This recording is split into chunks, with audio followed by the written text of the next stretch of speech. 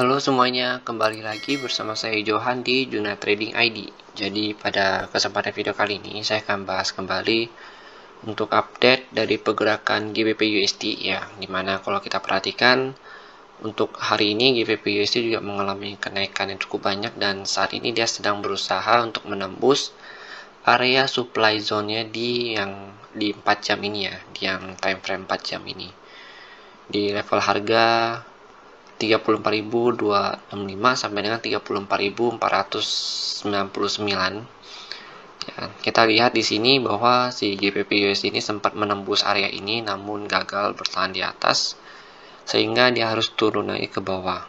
Karena kalau kita perhatikan di sini memang sini ada trend line ya di sini. Ada resisten ya, resisten terdekat dia. Itu pada level harga 90.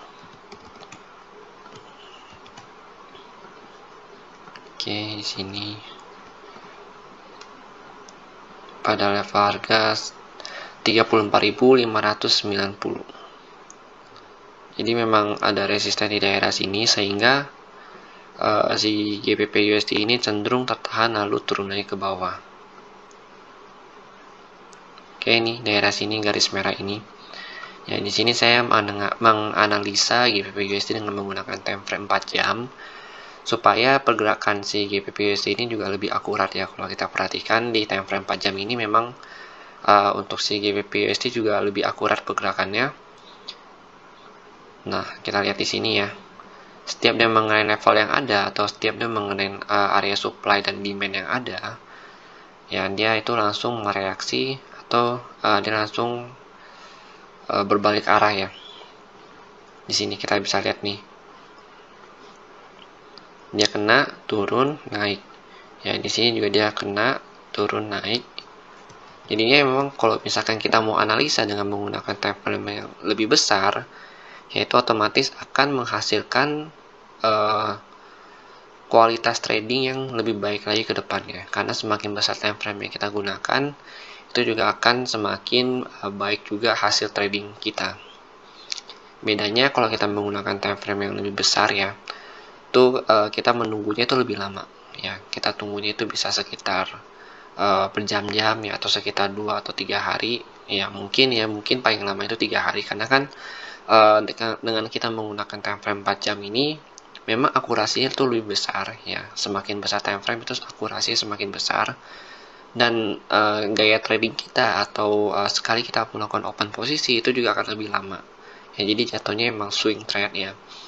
Di sini selain kita menggunakan 4 jam ya, kita juga bisa menggunakan yang time frame 1 jam.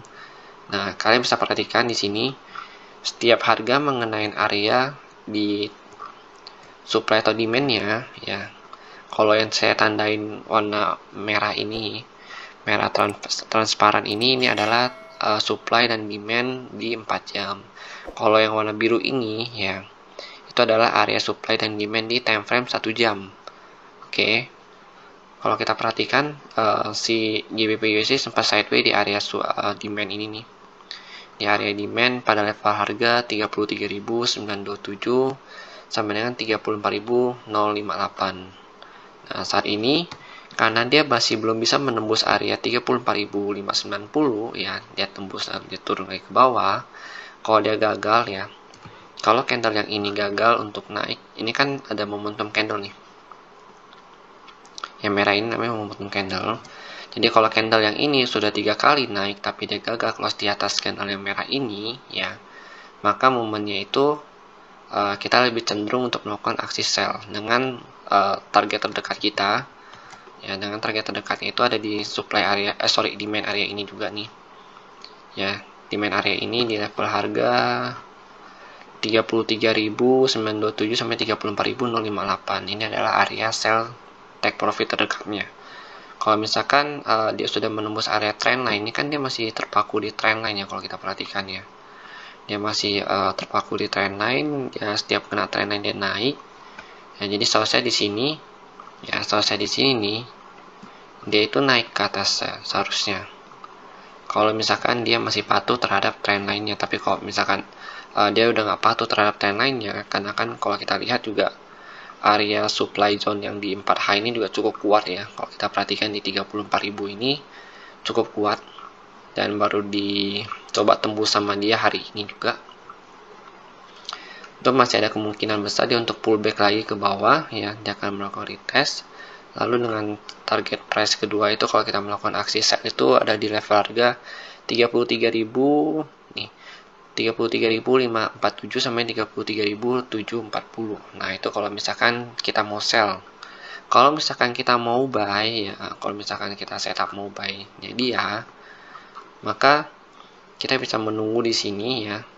Ini skenario 1 buy, tunggu dia pullback lagi di daerah sini kita buy dengan target harga mungkin untuk target pertama itu di sini, target kedua itu di sini, target ketiga itu di sini.